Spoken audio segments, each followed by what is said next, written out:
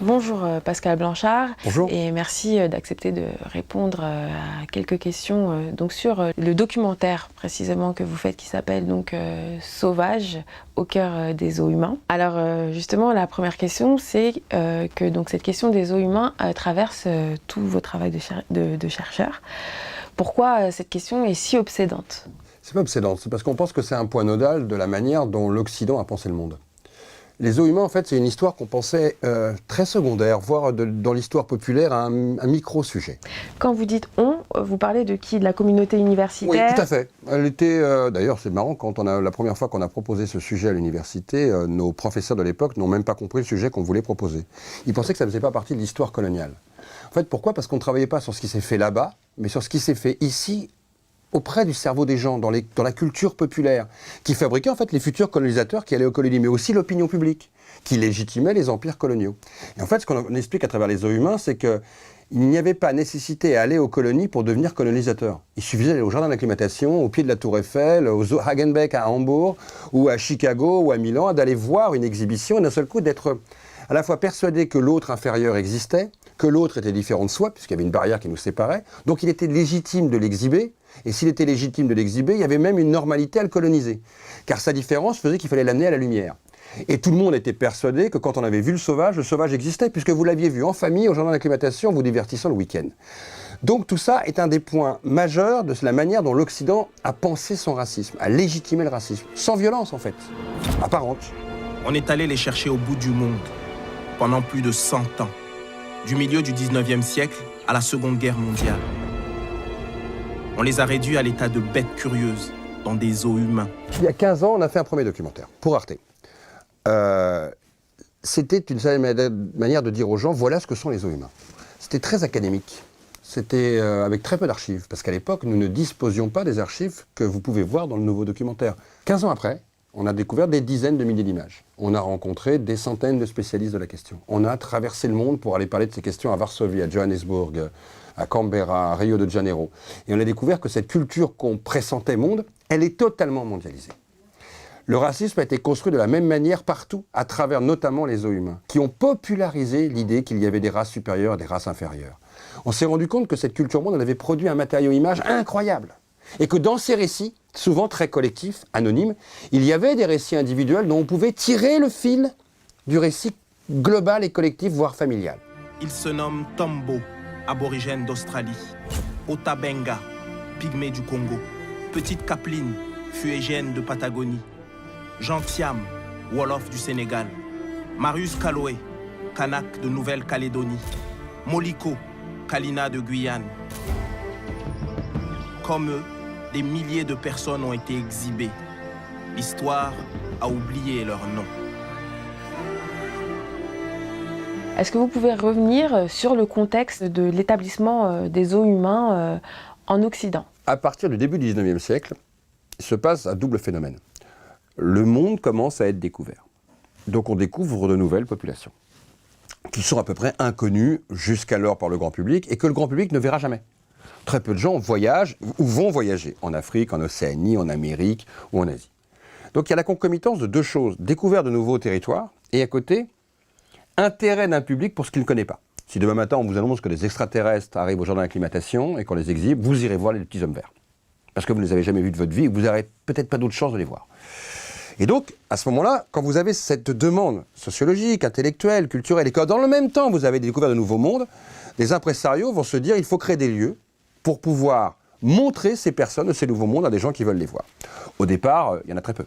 Vous en doutez bien, c'est l'histoire de la Vénus Hottentote, où un impresario va chercher cette jeune femme, Saatchi Bratman, va l'acheter en Afrique du Sud, en tant qu'esclave, et va venir l'exhiber à Londres et à Paris. Et elle va devenir à la fois un objet de curiosité, dans le monde du cirque, parce que le seul espace de monstration à l'époque sont les cirques, les tavernes, et en même temps un objet de science. Parce que pour la plupart des anthropologues, ils n'avaient pas été voir ni les Bushmen, ni les populations d'Afrique du Sud. D'un seul coup, arrive cette Hottentote, et les scientifiques s'y précipitent jusqu'à ce que Cuvier, à la mort de la Vénus Hottentote, Saatchi Bratman, va découper son corps pour l'étudier en la présentant comme le chaînon manquant. Vous avez donc à la fois un intérêt du grand public et un intérêt des savants, parce que même ces savants ne voyagent pas. Et en fin de compte, ils ne peuvent pas, d'une certaine manière, fonctionner sur des spécimens vivants autres que ceux que le monde du spectacle va arriver. Le 19e siècle avance. On commence à développer les lieux de monstration, les grandes expos universelles à partir du 151, les jardins d'acclimatation, qui amènent la nature à l'intérieur des villes, le développement du monde du cirque, Barnum, Buffalo Bill aux États-Unis, la création d'immenses théâtres, le Casino de Paris, les grands lieux comme à Londres de spectacles qui étaient construits pour les expos universelles mais qui duraient après. On commence à créer des lieux où d'un seul coup, des dizaines de milliers de personnes peuvent venir. Les expos universelles, c'est 5, 10, 15, 20, 30 millions de visiteurs. Donc vous avez d'un seul coup des lieux. De plus en plus de territoires sont découverts par les explorateurs et la demande sociale qui augmente. Les impresarios se disent, par un attrait très capitaliste, que l'offre va pouvoir répondre à la demande. Et on va commencer à aller au bout du monde, chercher des populations, au départ d'une manière très coercitive, puis de plus en plus très négociée. Pourquoi ? Parce que avoir le soi-disant sauvage qui joue au sauvage 8 heures par jour, 365 jours par an, on se rend compte que ce n'est pas possible. Il ne veut pas. Il déprime, il se révolte, il refuse, et le public va voir un spectacle. Donc qui dit spectacle dit que le sauvage doit jouer au sauvage. La meilleure manière pour que le sauvage joue au sauvage, c'est de le payer pour qu'il joue au sauvage. Et en plus, ça évite d'avoir des populations qui vont être amorphes dans les exhibitions et ne vont pas plaire au public. Vers 1870, ce modèle est totalement installé. Vous avez dit le mot coercitif, coercitive. Est-ce que vous pouvez expliquer qu'est-ce que recouvre en fait ce mot ? Et justement, à quel moment on peut commencer à dater la collaboration justement Très compliquée question, parce que ça se superpose.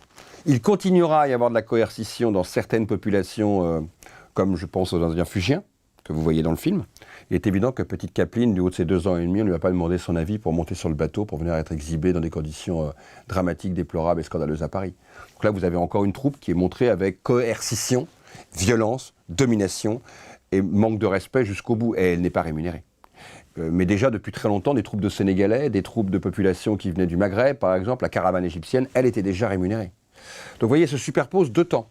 En fin de compte, on peut estimer qu'à partir de 1875-1880, on commence à basculer dans de plus en plus de troupes qu'on pourrait qualifier de professionnelles. Alors, les contrats de travail nous scandaliseraient.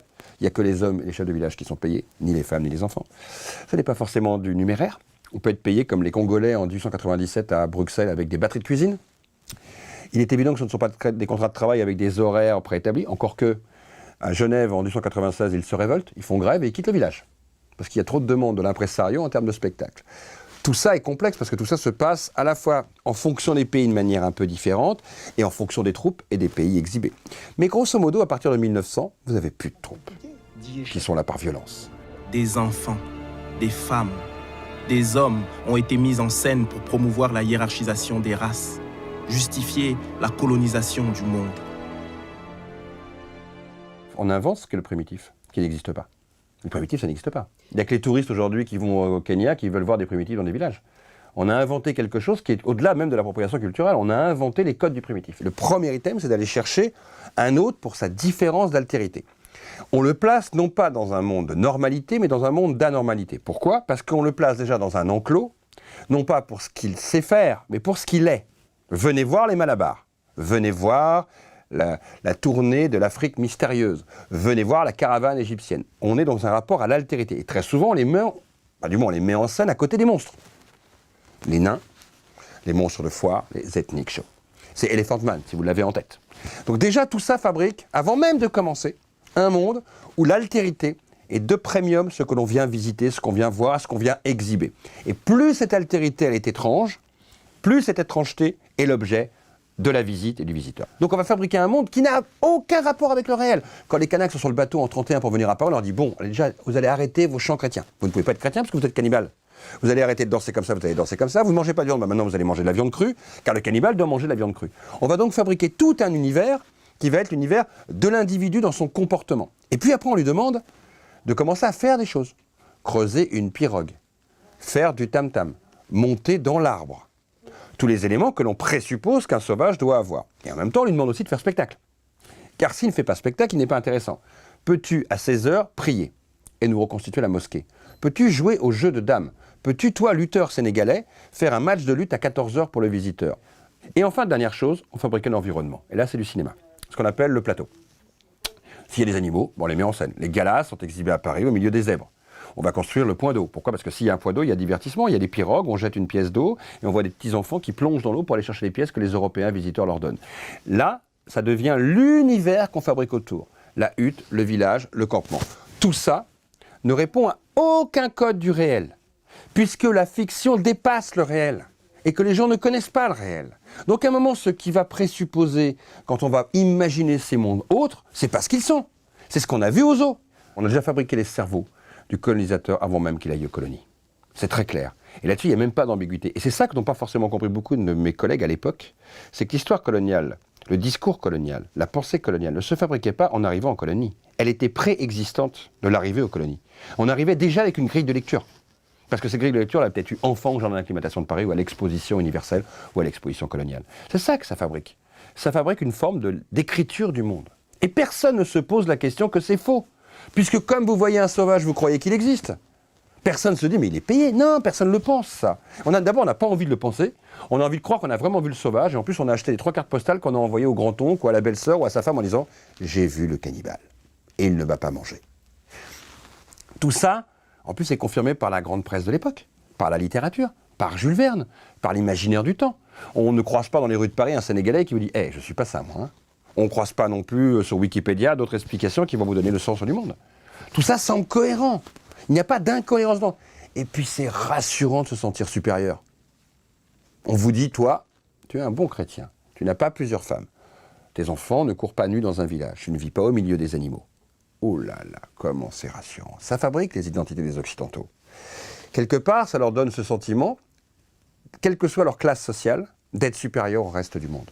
La meilleure manière de convaincre les opinions qu'il est légitime de coloniser, c'est de montrer, d'une certaine manière, que ces colonisés sont inférieurs à nous. Et dans le spectacle, de facto, cette infériorité est montrée, puisque le visiteur et le visité ne sont pas dans le même monde. Il y a une barrière qui les sépare, d'ailleurs que cette barrière soit réelle ou fictive. Hein. Le visiteur ne se sent pas comme celui qui est montré. Il se sent par définition supérieur. Donc s'il est supérieur, il considère que l'autre est illégitime sur les terres qu'il occupe.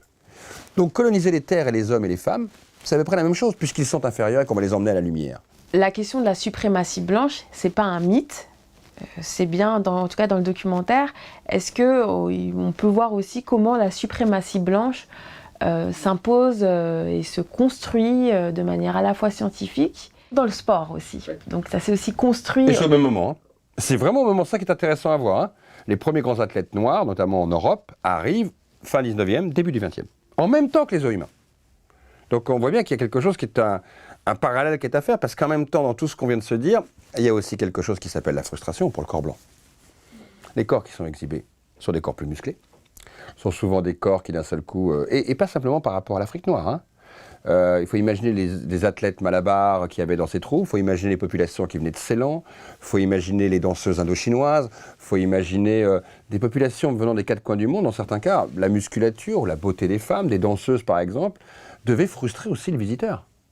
Le visiteur était excité par ce qu'il voyait, mais en même temps avait certainement aussi un regard très trouble sur lui-même, sur son absence de musculature par exemple, qui est très peu développée chez les hommes à l'époque, ou d'une féminité avec des corps qui pouvaient se montrer par rapport à leur beauté.